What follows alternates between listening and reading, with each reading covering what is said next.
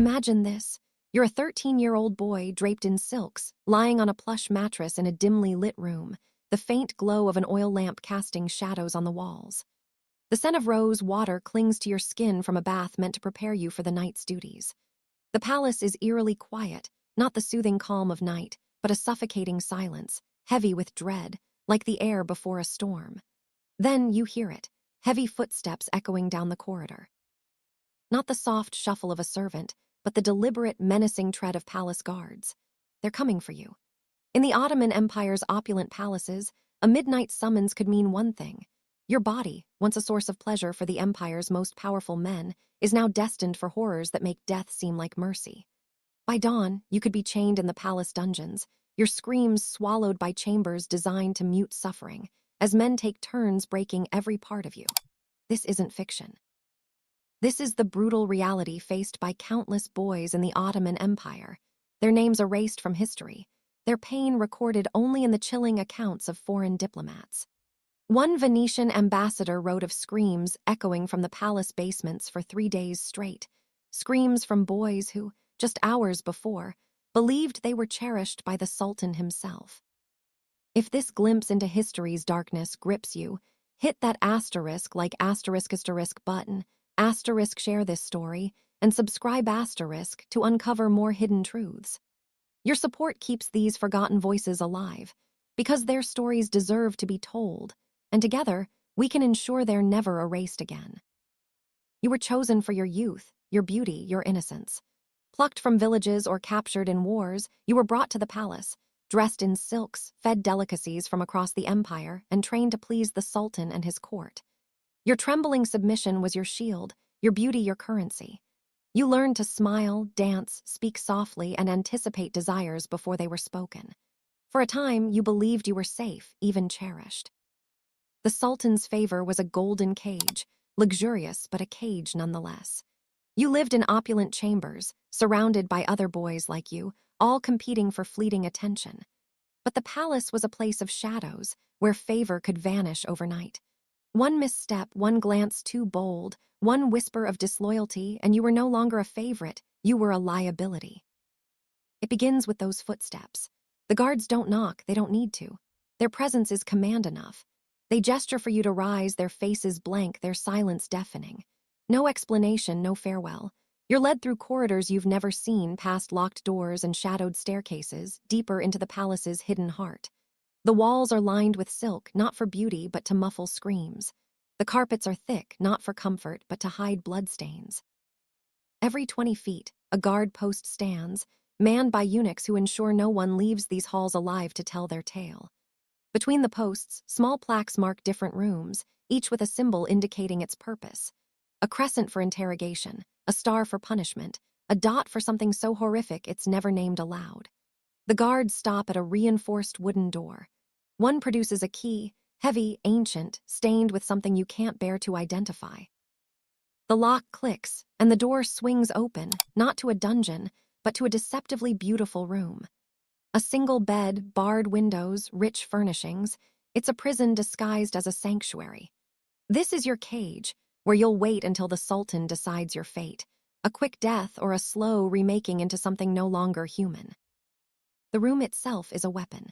The cushions bear stains that won't wash out.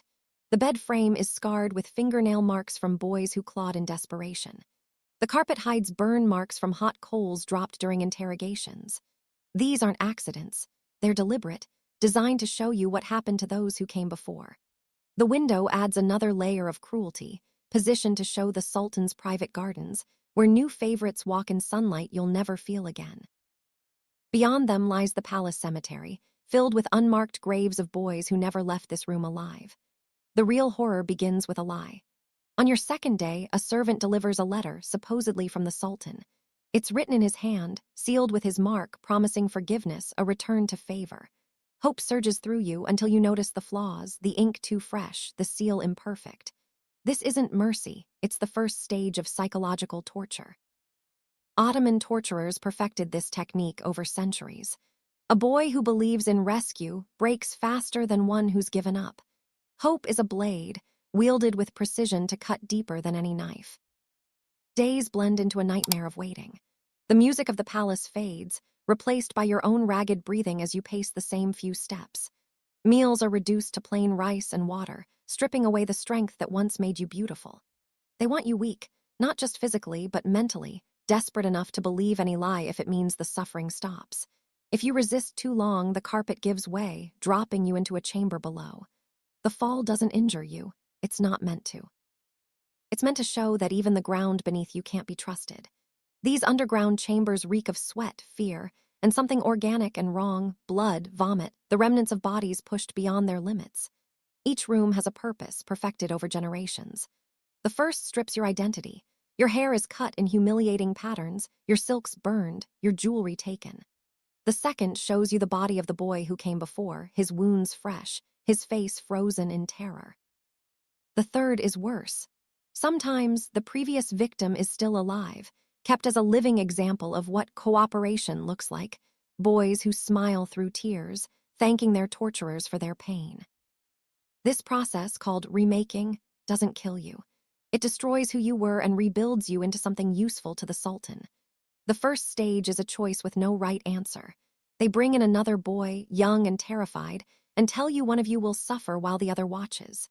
Choose to suffer, and you're a martyr broken by guilt. Choose him, and you're a collaborator broken by shame. Most boys beg for a third option, but there is none. The choice marks the beginning of your transformation from victim to accomplice. Your body becomes a canvas.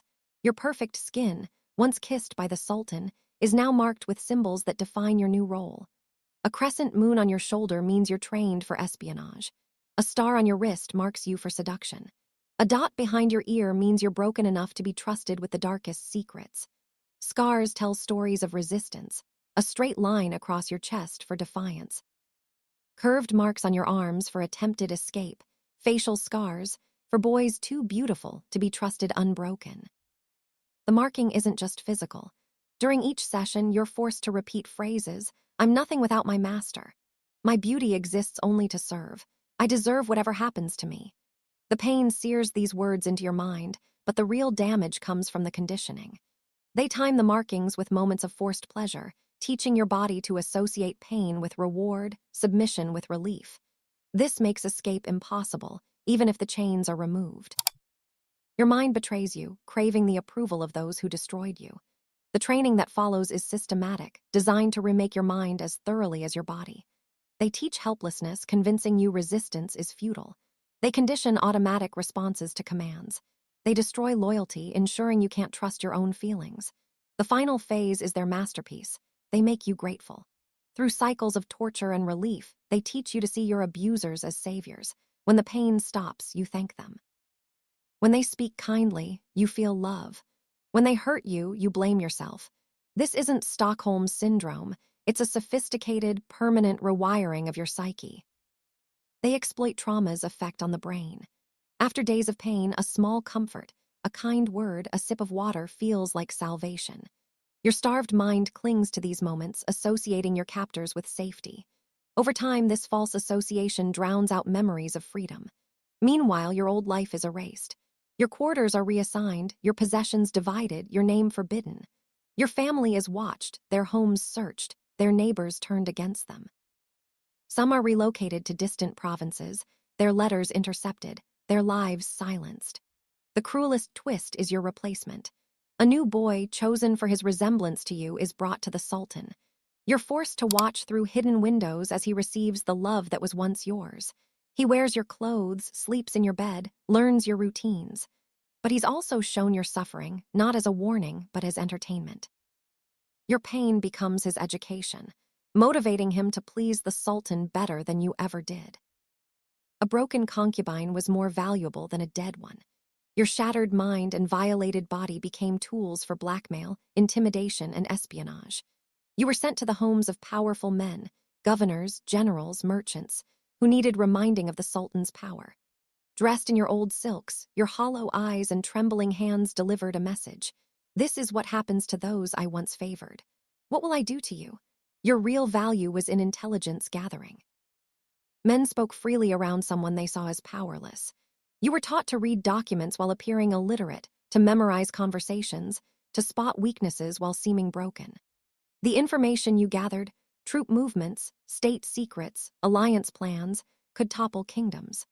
Ottoman archives still hold these records, detailing how boys like you changed history through missions that led to victories, assassinations, and the fall of dynasties.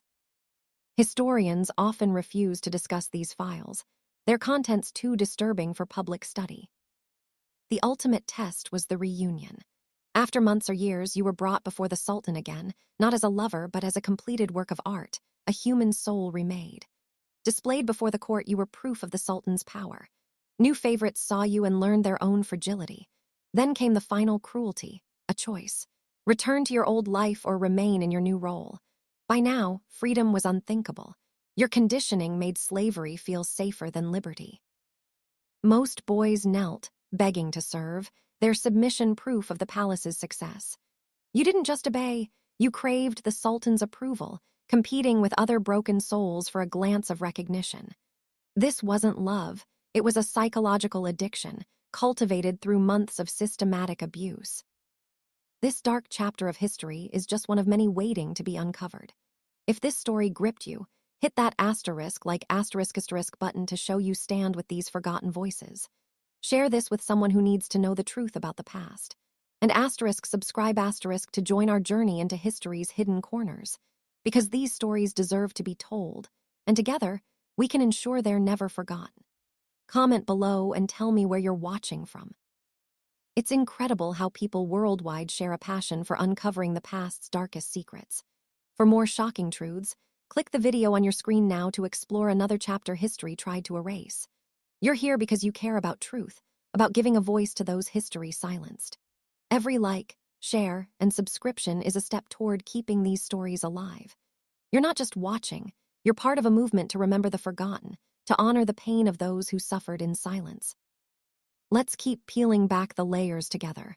The past isn't just history, it's a reminder of what humanity is capable of, for better or worse. Stay curious, stay brave, and let's uncover the next chapter together.